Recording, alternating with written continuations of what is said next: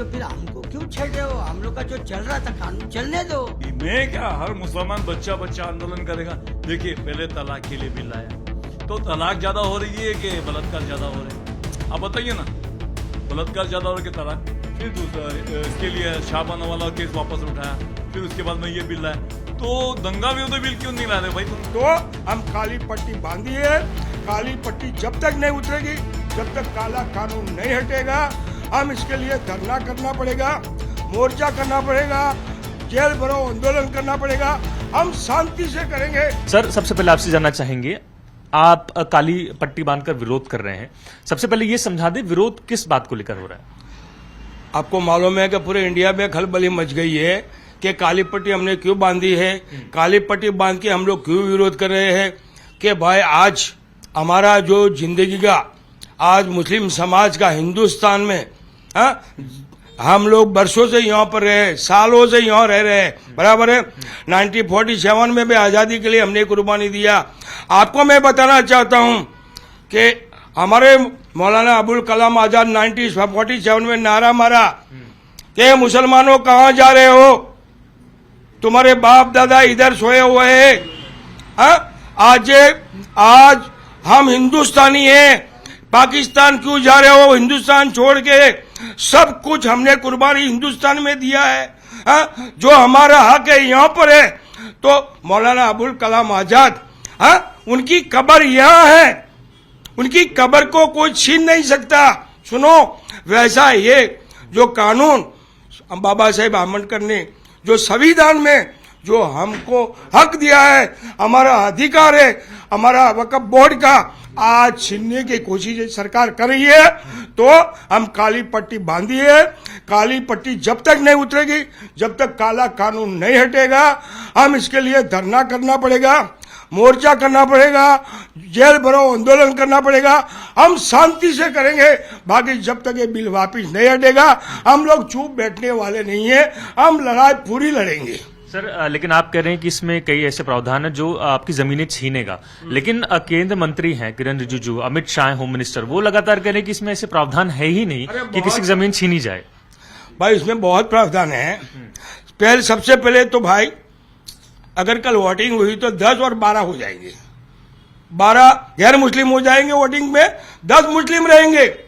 हम क्या पास करेंगे अभी सबको नहीं मालूम है। सिर्फ मुसलमान 10 रहेंगे, गैर मुस्लिम 12 आ जाएंगे। जब इलेक्शन होगा, जो पास करना होगा वो 12 करेंगे। हमको खत्म ही कर दिया है। मैं आपको बताऊं, किसी को मालूम हुए कि नहीं हुए तो, और गैर मुस्लिम हमारे टच में क्यों? हमारे बाप दादा की प्रॉपर्टी आपकी प्रॉपर्टी है, आपकी प्रॉपर्टी अभी नीचे तक 7 भेड़ी नहीं जन्म तक आपके बच्चे फैमिली में जाएगी। तो ये हमारे बाप दादाओं की प्रॉपर्टी है, वक़्फ़ है, वक़्फ़ किया हुआ, तो ये हमारी प्रॉपर्टी हमारे नीचे जाएगी। इसको हक छीनने वाले ये सरकार कौन? जब तक ये कानून हटाएंगे नहीं, जब तक हटने वाले नहीं है। ठीक है, काला कानून आप इसे टर्म दे रहे हैं। चाचा, आपसे जानना चाहेंगे, आप किस मुद्दे को लेकर पुरजोर तरीके से विरोध कर रहे हैं? क्योंकि सरकार लगातार कह रही है कि हम तो सबका साथ सबका विकास कर रहे हैं और मुसलमानों का विकास कर रहे हैं। काहे का साथ दे रहे सरकार? सरकार तो हमारे खिलाफ चल रही है। आज तक वक़्फ़ चालू था, जब तक कुछ नहीं हुआ। अभी ये लोग की जब सरकार आई, जब से ये चल रहा है ना, हमारे बाबा जी प्रॉपर्टी में गैर का क्या हिस्सा है, क्या है? अभी आप लोगों गैरों की प्रॉपर्टी में हम लोग को याद है उधर कि भाई तुम्हारा ये हमको अभी तुम अहमद भाई ने जो बात बोले वो सही बोले। अहमद भाई ने जो बात बोले इस पे ही हमको चलना है। हमारी बाप दादा की प्रॉपर्टी कोई छीन नहीं सकता। इसके लिए हमको जो करना है, जो करने का, धरना भिरना जो करने का हम करेंगे। यहाँ तक हमारी जान देने को भी हम तैयार है। लेकिन यूपी के मुख्यमंत्री कह रहे हैं कि वफ्द में ना देश का भला किया ना मुसलमानों का भला किया, तो इसमें संशोधन की जरूरत तो है ही। अरे काय के लिए संशोधन? जब तक ये सब चल रहा था, जब तक कुछ नहीं हो रहा है ना, अब हो रहा है ना। अभी तो फिर हमको क्यों छेड़ रहे हो? हम लोग का जो चल रहा था कानून चलने दो, इसमें तुम क्यों बाधा डाल रहे हो? मेरा कहने का ये मतलब है, जब तक कुछ हुआ ही नहीं था, अभी हो रहा है। इतने साल जो भी सरकार थी, उस सरकार ने कभी एक्शन नहीं लिया है। यही सरकार आके ये सब कर रही है और हिंदू मुस्लिम में झगड़ा करके इलेक्शन का ये कर रही है। सर, आपकी क्या राय होगी? आप भी लगातार प्रोटेस्ट जारी रखेंगे अपना? जी जरूर रखेंगे। और मुझे तो एक बात समझ में नहीं आ रही कि जब से ये सरकार आ रही है, सिर्फ मुसलमानों की हमदर्द क्यों बन रही है? भाई उनको क्या सौगात दी आप वालों को, हिंदू वालों को क्या सौगात दी आपने, क्रिश्चियन को, हर हिंदू मुस्लिम सिख ईसाई, खाली मुसलमान ही उनको नजर आ रहे।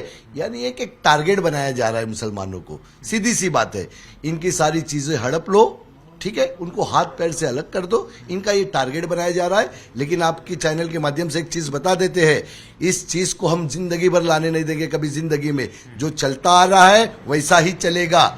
इस बिल का हम पुरजोर से विरोध कर रहे हैं, और इतना विरोध के इसके लिए जेल भरो आंदोलन करना पड़ेगा। तो मुसलमान का एक छोटा बच्चा भी जेल में आपको नजर आएगा, औरतें भी नजर आएगी जेल में। सर, आप जेल भरो आंदोलन कर रहे हैं। शिवसेना शिंदे फैक्शन के नेता हैं संजय निरुपम, वो कह रहे हैं कि अगर आप शाहीन बाग करेंगे तो हम जलियांवाला बाग करेंगे, उसको क्या करेंगे? हम शांति से करने वाले लोग हैं। मुसलमान कोई आंदोलन करेगा तो शांति से करेगा, कोई झगड़े फसाद वाला नहीं, पीसफुल आंदोलन होगा।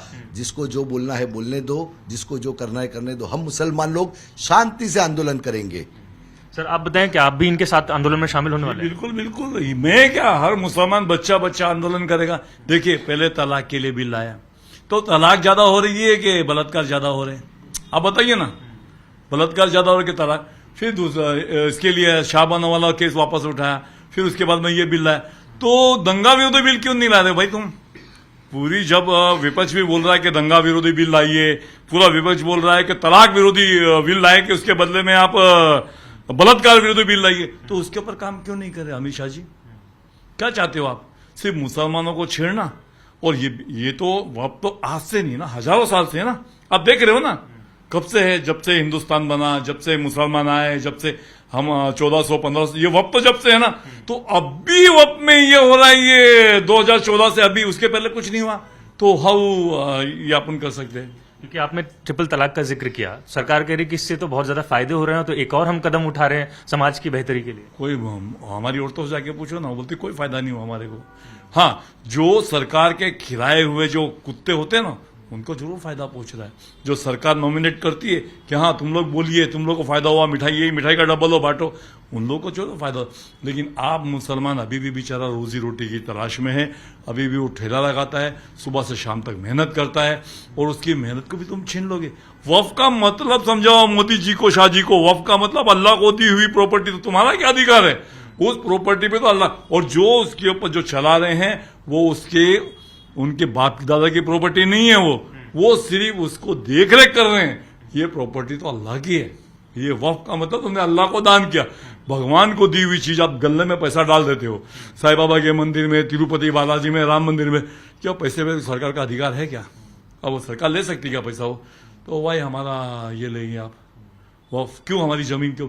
ये हम देखिए, हम 1 इंच भी वक्फ की आपको देने वाले नहीं है। आप भूल जाइए, कितने दिन जियोगे? 10 बरस, 20 बरस, 50 बरस, 100 बरस, 1000 बरस। अरे ये तो वफ तो लाखों करोड़, जब तक इस्लाम जिंदा है, जब तक चलने वाला है वफ कभी खत्म नहीं हुआ है, न खत्म होगा। हम जो भी हमारे से बनेगा, जो भी हमारे अकाबिर बोलेंगे, जैसे अहमद भाई वगैरह है, जो बोलेंगे हम उसके लिए तैयार हैं। यानी अब लोकसभा और राज्यसभा से तो बिल पास हो गया है, तो क्या अब आप लोग लीगल रेमेडीज अपनाने वाले हैं? सुप्रीम कोर्ट आज गए हैं, सुप्रीम कोर्ट आज हमारे लोग सुप्रीम कोर्ट गए हैं, हम भी जाएंगे सुप्रीम कोर्ट में। और दूसरे बहुत से रास्ते हैं, राष्ट्रपति बचे हुए हैं, बहुत से रास्ते। देखिए, हम हमारे संविधान के मुताबिक जो होगा, जो बनेगा, हम करेंगे। सर, आप बताएं, आपने काली पट्टी बांध रखी है, क्या आप भी इनके समर्थन में, इनके साथ भी विरोध प्रदर्शन जुटेंगे? जी, हम इस बिल का पुरजोर से विरोध करते हैं, और हम इंशाल्लाह कानून कायदे के दायरे में रह के हम इस बिल का पूरा विरोध कर रहे हैं।